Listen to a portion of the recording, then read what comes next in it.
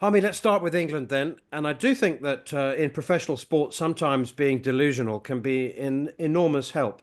And I think that England have a wonderful sense of delusion on the tour of India. And I say that without being sarcastic, because as I said, and you and I said many times on commentary, tournament play is very different to bilateral cricket. You Mm. fall behind against India in a bilateral series in their conditions, and it can be very, very difficult to get back. They're playing three different teams, and I mean, I love Ben Duckett in many ways, as silly as he can sound sometimes.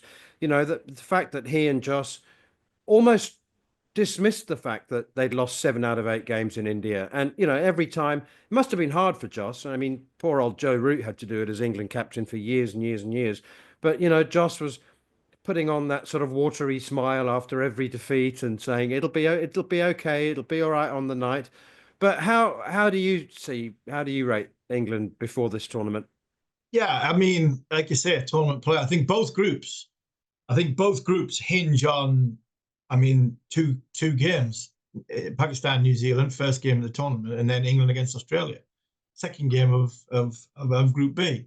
Well, I think when it comes to England, I mean, I seen Joss day before the first ODI, and he looked in good form, looked in good spirits. He looked fresh as a daisy. He looked as though he didn't look as though he had the world on his shoulders like he did in India when he was there for the World Cup.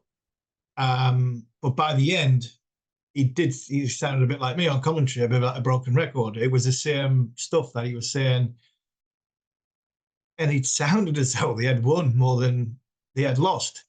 And you mentioned delusion, I can't say it. You look at McCullum and the way he spoke and how quickly he fought back from what Kevin Peterson said. I mean, Kevin Peterson made a lot of valid points. One thing I'll say about this team is they're not lazy. They do practice. I'd question what they're practicing because they keep making the same mistakes. I'd question their method, like Bumble, question their method about how they face 300 balls as opposed to the 120 in a 20 over contest. But in tournament play, I look at this group and I'm pleased England are in the group they're in. I'm not sure I'd fancy being in New Zealand's group. Definitely not fancy being in India's group. And Pakistan are the hosts. So Australia haven't got a bowling attack, their first choice bowling attack. But they've still got decent bowlers. They've played against Ellis, who's a good bowler. Spencer Johnson's very good. South Africa, you know more about South Africa than me, so we'll let you sort of dissect what South Africa's chances are. And Afghanistan is, I mean, what's that? It's England's middle game. So if England don't have to get off to a good start, the pressure after being bilaterally beaten by India 7-1, going into Afghanistan, who have got 3 quality spinners. I mean, it's going to be difficult for England, but like I'll say all the time, I'll always back this England team because they've got match winners. Root at number 3. The opening partnership is threatening to be a good one, if you know what I mean. And I mean, Josh Butler's at number 5, potentially could be at number 6.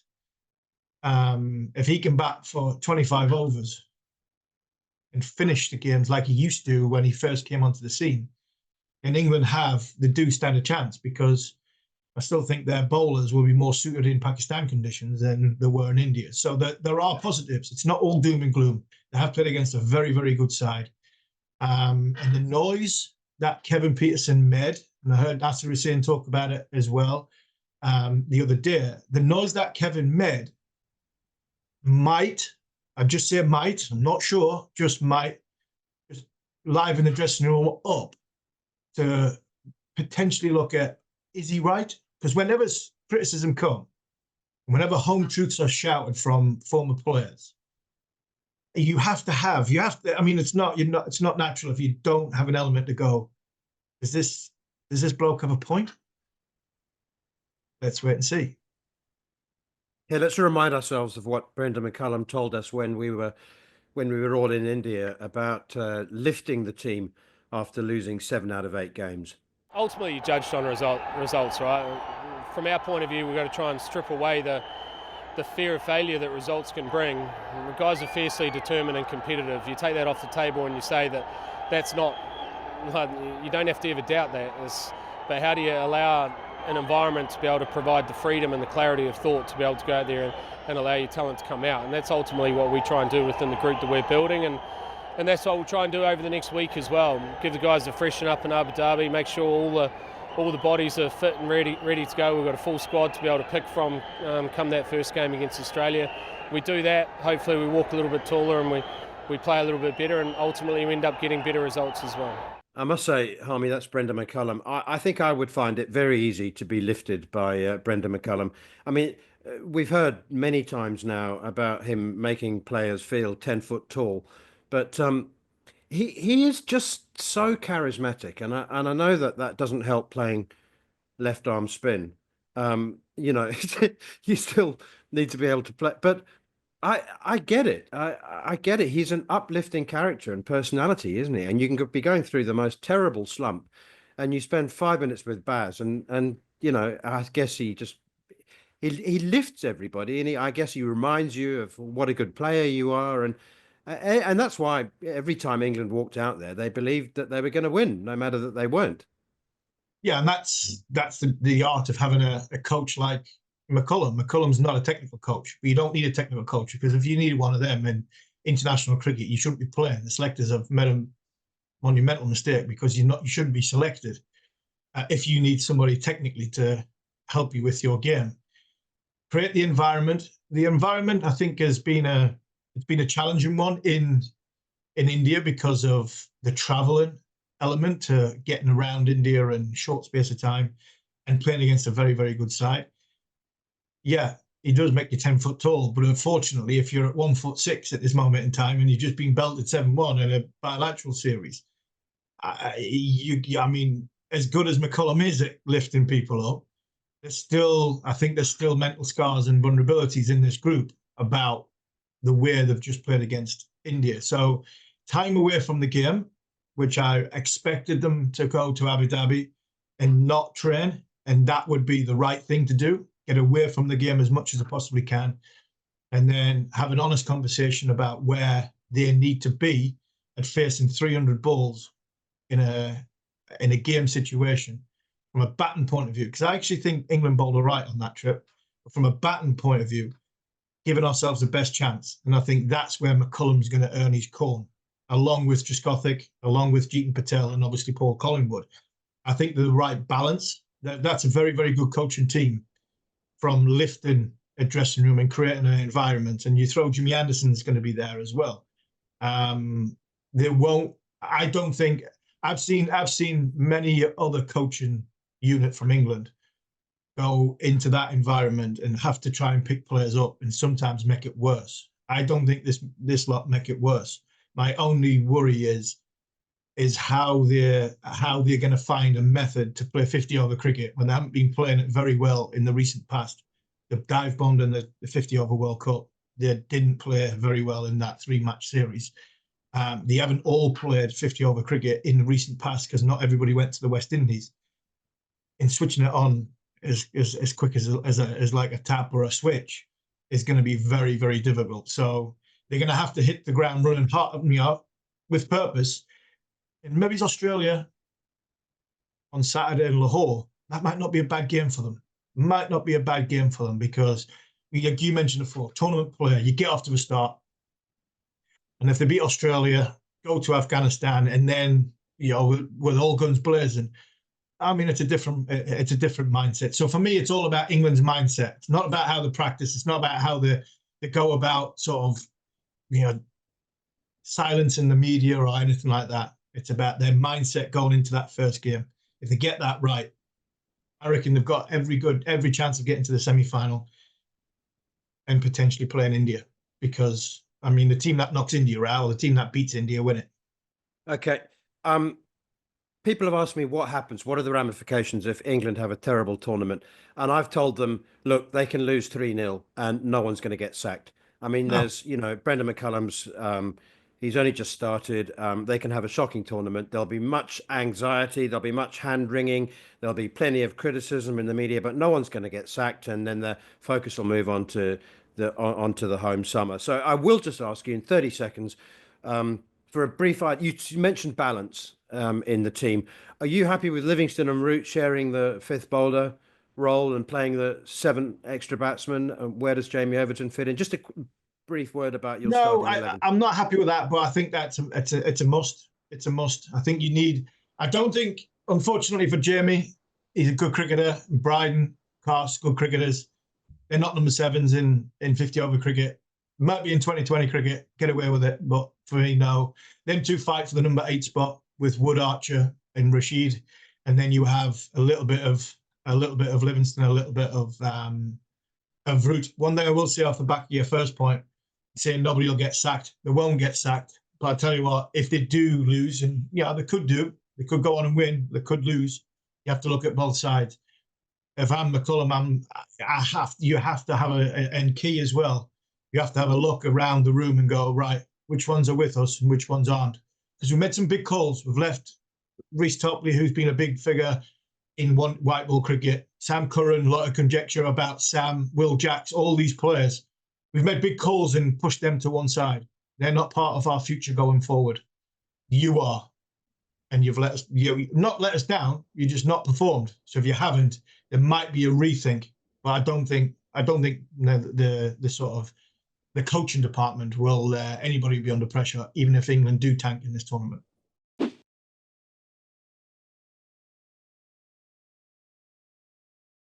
Don't forget, the latest episode of Bumble and Kimber is out now on the talkSPORT Cricket YouTube channel.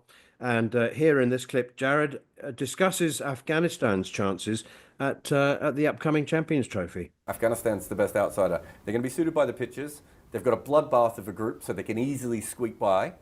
The way England plays spin, there's a big matchup advantage for them there. Mm-hmm. Australia hasn't always handled playing Afghanistan. Remember, it took Glenn Maxwell to play the greatest innings of all time to get past them last time.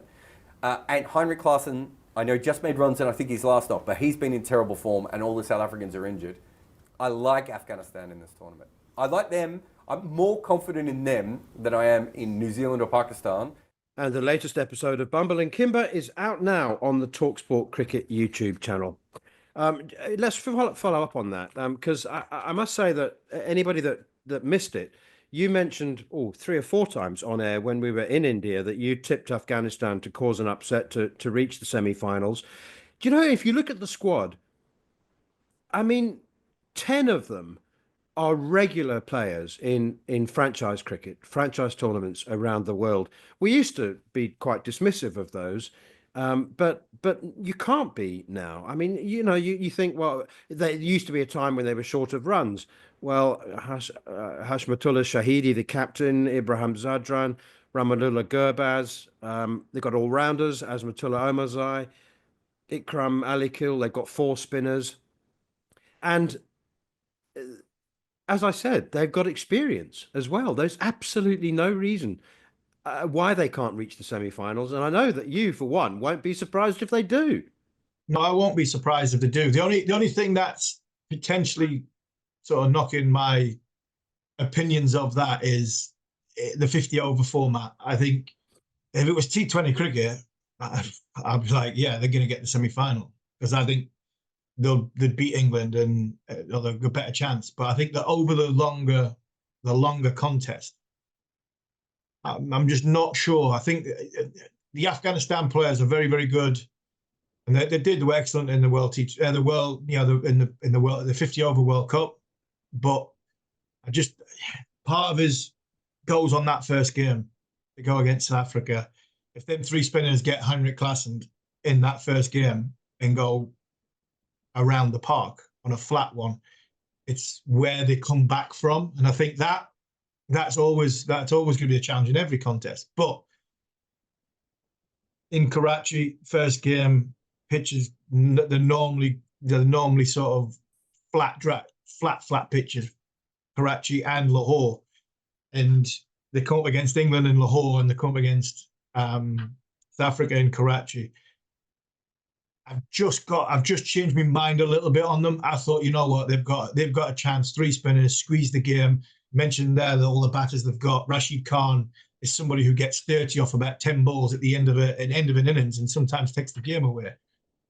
I've just got a funny feeling that because the 50 over element of it and that little bit longer of a game, that Afghanistan might not get enough runs to warrant a push to finish in the top 4 places. But if they do, I tell you what, I wouldn't be surprised.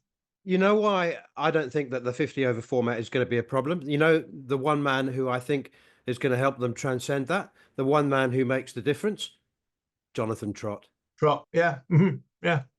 I think he's brilliant. But again, like Brendon McCullum, he's not going to be able to bat for them. He's not going to be able to walk out like Joe Root does at number 3, like Trotty did for years for England, and hold the whole thing together. I look at this and they go against England in Lahore, where there might be a little bit more. I'm not talking the whacker, but I'm talking a little bit more. If I've got Archer and I've got Wood, either Overton or Coss, 90+ mile an hour, that for me is something they're not used to facing. And you look at Australia, have got some quick bowlers as well. And if it doesn't spin as much as what it did in India, like it did in the 50 over World Cup when they were so effective, and the ball skidding on, or they lose a couple of tosses where they end up having to bowl first, and the ball in the daylight is not gripping as much as what it potentially will as the sort of the pitch is getting worn.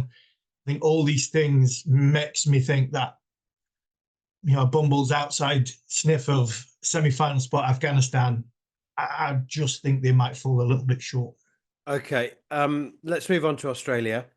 A little bit earlier, our great friend, cricket writer and broadcaster, the one and only Bharat Sundarasen, sent us this little preview. It's just been 2 days since I came back from Sri Lanka, where I firstly saw Australia pull off a brilliant Test series win before they played pretty poorly in the 2 ODIs, which was supposed to be preparation for the Champions Trophy. Albeit with a lot of mixing and matching, they didn't have their full first 11 there in the first game or the second game. They are hit hard by injuries. No Cummins, no Starc, no Hazlewood for the first time in a big ICC event for over 10 years now. So Adam Zampa will be the one leading the attack. Steve Smith will be captain in an ICC event for the first time since 2017, the last time there was a Champions Trophy. They always say, don't they, when Australia look like they're not favourites going into a world event, they're often at their most dangerous. They did it in 2021 in the T20 World Cup. They did it in 2023 in the 50 over World Cup. So don't rule them out. But in a way, it's also a glimpse into the future of what this Australian team will look like, especially in white ball cricket from this point on. So, are Australia in my pick for the finals? Probably not at this stage, but they'll definitely get into the semi-finals, and I think they'll definitely beat England. That's the one and only Bharat Sundarasen on Australia's prospects. Really interesting, isn't it? 5 key players out. Starc, Cummins, Hazlewood, as well as Mitch Marsh, and Marcus Stoinis has decided that he's had enough of 50 over cricket. Really interesting. Let's hear from, before we get your thoughts, let's hear from Steve Smith, who'll be captaining the team in place of the injured Cummins. They've all got their own unique set of skills.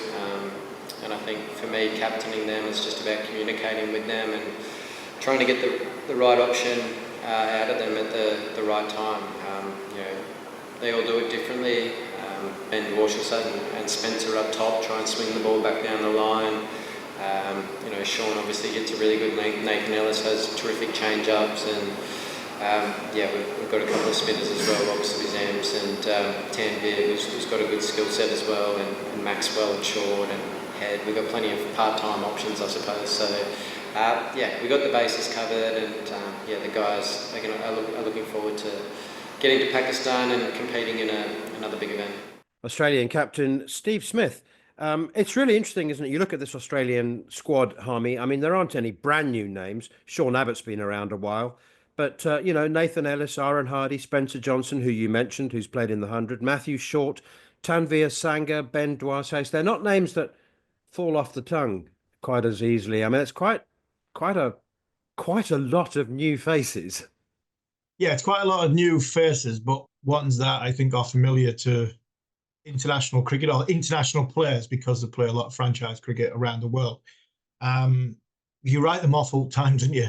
You always write Australia off, and you look at the last 50 over World Cup and you go, might not have enough runs, and their bowling attack's getting on a bit, and then all of a sudden they get to the final, and India have blown everybody away, tanked the final. So again, you can't really write them off. It'll be interesting. I think Cummins is a massive miss, not just as a leader, because I think Steve Smith's a captain. We all know we all know what happened and why he's not captain anymore. But so I don't think from a captaincy point of view they're losing too much. But I just think that Cummins effect is huge. Middle overs coming on at the end of power plays. I think that's massive. I know Hazlewood. Starc's big with a new ball, but I think Cummins is a big miss. I think if Cummins is there, the challenge India. But they'll get to the semi-final, I think. But I'm not sure they've got enough from a bowling point of view to beat India. I don't think anybody will beat India, but you write Australia off like always in big competitions at your peril, because when you look at their side and you go, we don't really know a great deal about him. We don't need a great deal about him. They are very, very good competitors, and there will be in this series, and it'll be. I think it comes down to that first game in their group when England play Australia. I think the loser of that possibly doesn't make the semi-final. Okay, well, I'm going to write Australia off just for fun. I don't think they're going to make the semi-finals. What about South African manners? Because they're in that group as well, and you know more than me. You're on the ground. You've obviously seen a lot more of South Africa. There, for me, are they the favourites in that group? No, I don't think so. Before I answer your question, let's hear from Temba Bavuma, who definitely knows more than me. He's a South African captain.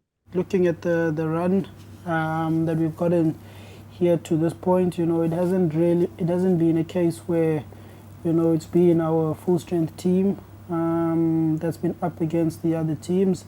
In saying that, you expect that the guys have come in to still be able to maintain that standard.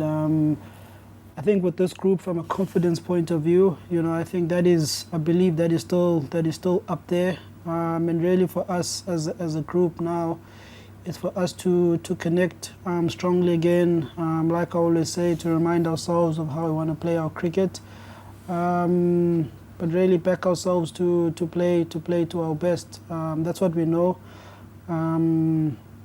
That confidence and knowing comes from how we've performed as a group. And this is a group of guys who've been with each other for the past 4 or 5 years. So, look, I don't think there's any type of baggage, really, that we come in here as a group looking inwardly and really looking forward to playing our best cricket. South African captain Temba Bavuma.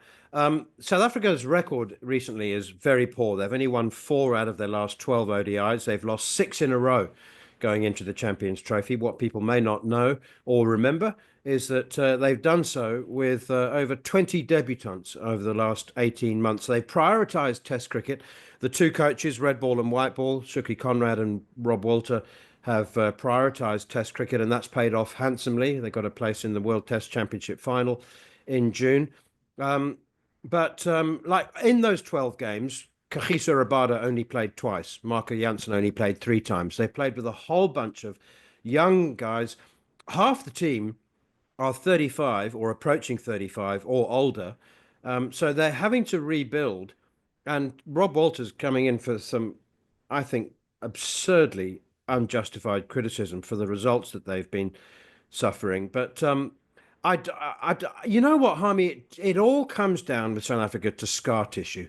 Mm-hmm. It can be great. It can be it can make you not care to the point where you don't freeze. If you like, it's like the old boxer. You can't make me any uglier. I've got cuts all over the place. I've got scars everywhere. And if guys like David Miller, Heinrich Klaassen, Bavuma himself, all of whom have suffered heartaches in ICC tournaments, if it makes them think, well, I can't be hurt anymore, I'm just going to go out, and what will be will be. Rassi van der Dussen is another one. He's a key player. He's 36 now. But it comes down to the bowlers. There's Rabada and Maharaj. If Jansen has a really good tournament, but he can be very expensive. Who's the other seamer? Because the likelihood is there'll be Mulder, Corbin Bosch. Yeah, but if you look at I've got the group in front of me here, and I quite like the balance of this team. You talk about the youngsters and playing, and I look at it. You mentioned the experienced players and what South Africa have been through, and Rabada only playing a couple of games. It's tournament player. It's the best team, and I look at this team, and the reason why I thought they might be probably one of the favourites in this group. They've got a nice balance. I mean, that middle order of Bavuma, Markram, Klassen, and Miller. That's quite a strong in 50 in white ball cricket. It's a strong middle order. And if you've got the one place I wasn't sure who would be the other bowler. You got Marco Jansen, Kagiso Rabada, and Maharaj. Is Shamsi going to play? Is it going to be another all rounder? Is Nagidi going to get into that group, because he's another one that's somebody that does play. I look at that side and think there's a lot less can go wrong with that group than what there could be with Australia, inexperienced bowling attack, potentially Afghanistan's ability to bat 300 balls, in England coming off the back of a really difficult time in 50 over cricket, especially in the short past against India. Yeah, I just think South Africa might struggle with the ball. I know that they could score plenty of runs, but they could have a run like they had at the 23 World Cup and bat first most of the time. If they bat first, and when they put 400 on the board twice, once against England, and went past 350 5 times. So if they just win a couple of tosses. Put 350 on the board or 380 on the board, then it doesn't matter how they bowl. But I don't know. Maybe it's just me protecting against more disappointment by saying they're not favourites. But I can see them beating Australia. I can also see them losing to Afghanistan.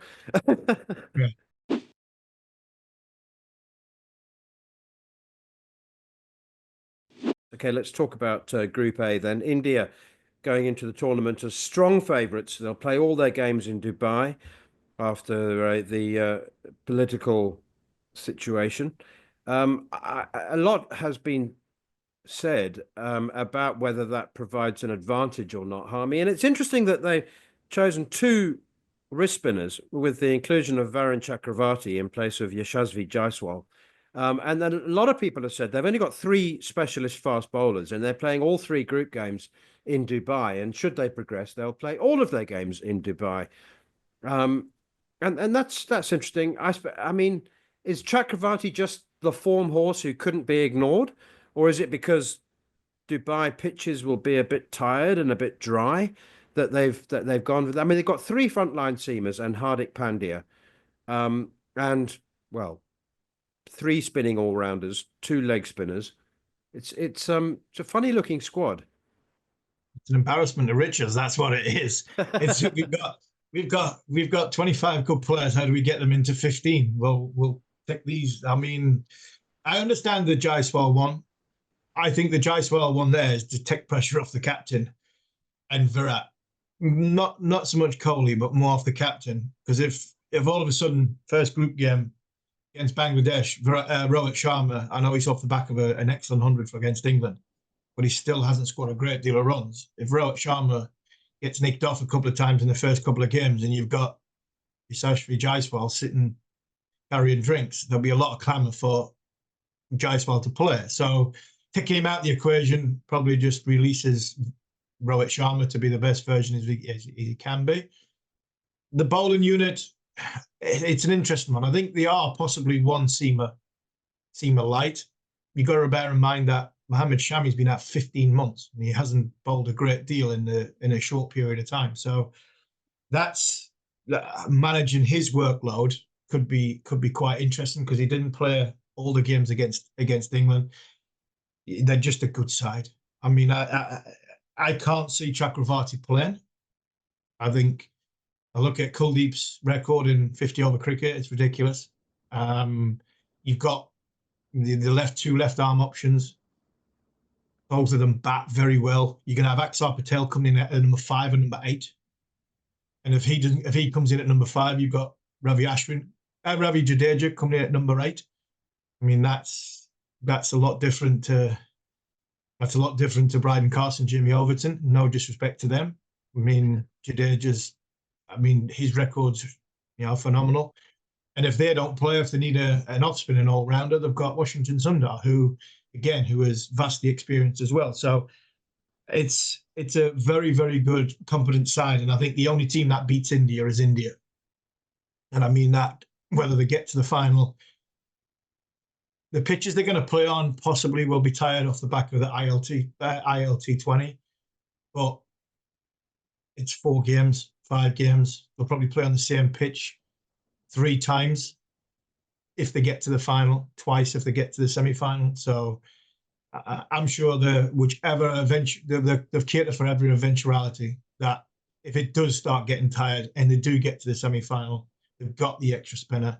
If not, they don't need the extra spinner because they've got 3 very, very able seamers and a very, very good batting all-rounder. I mean, we've had it for the last 6 weeks on talkSPORT 2. They've beaten England 7-1. They're a really, really good side, and I can't see them losing. I really can't. Even if they have an absolute shocker, I still think they've got enough to get themselves out of trouble. So if they are 30 for 4, they've got a middle order, a bottom order who can get themselves in a position to fight to get a good score and a bowling attack to win a game. I don't see 11 players having days off. And that's probably frightening for the rest of the tournament because I think they are so far ahead of the rest of the world.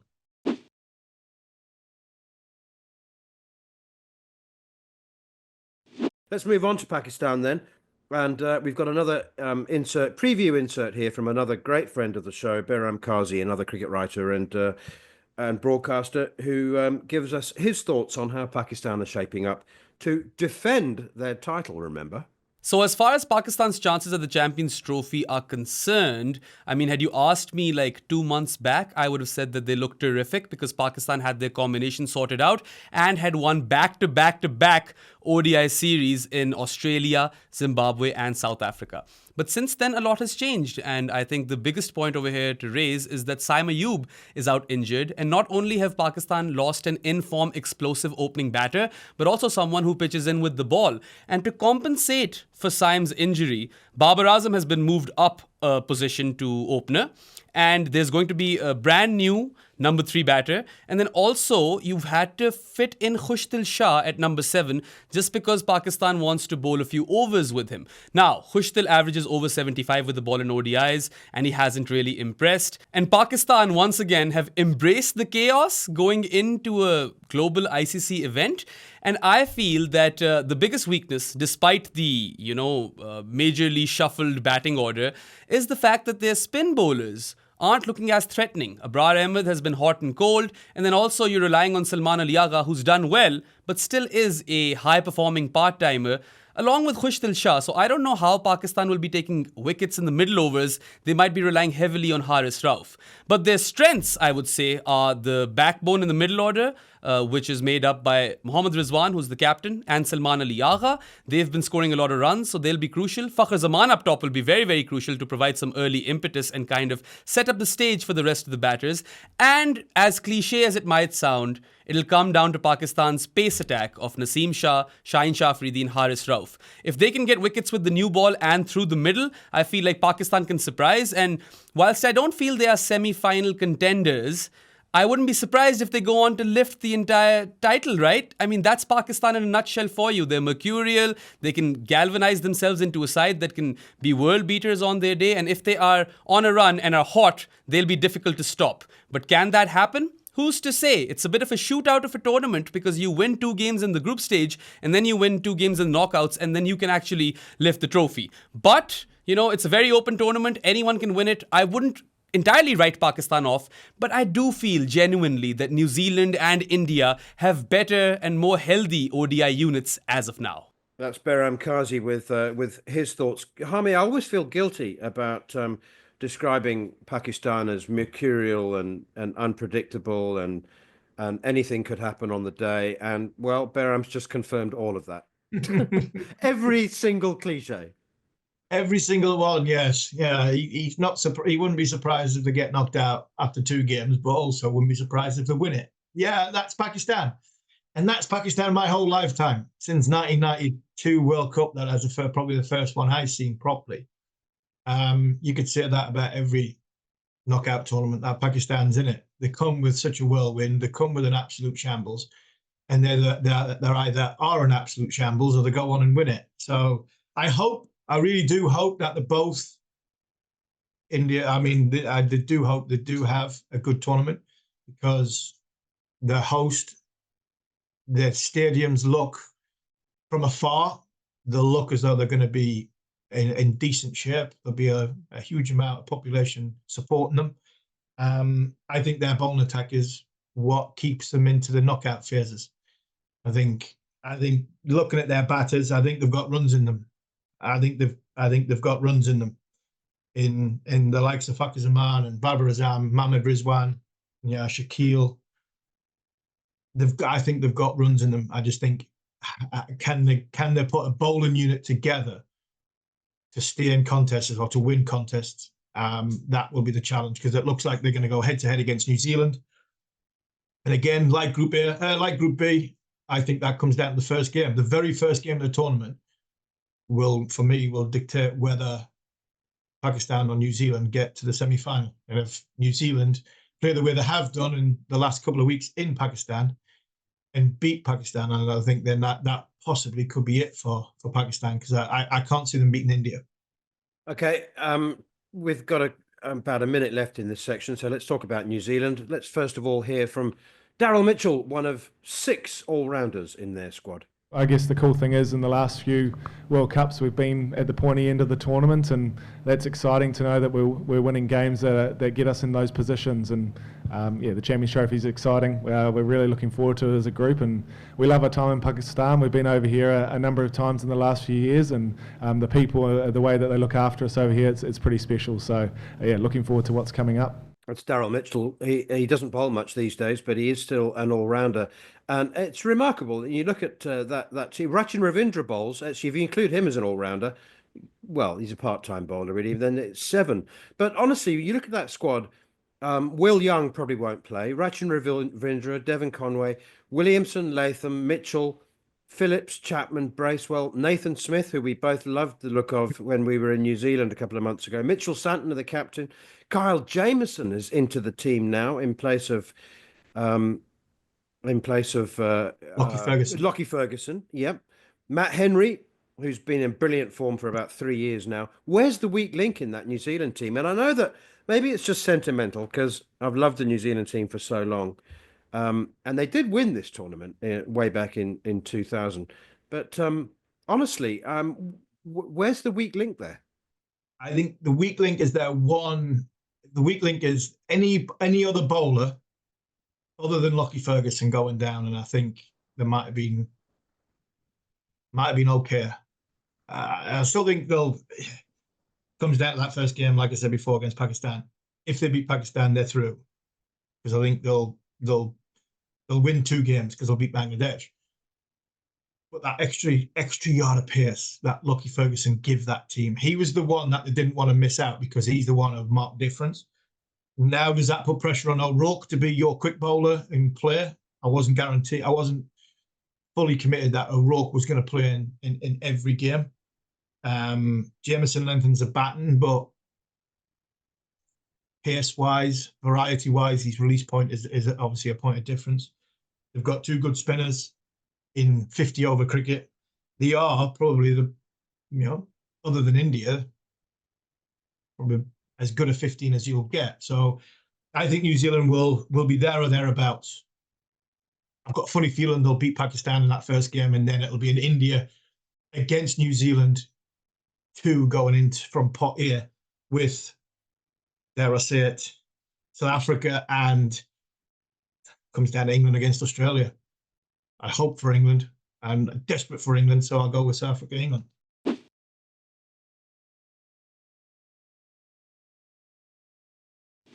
Anyway, it's been a fun show, Harmy. A lot of ground covered.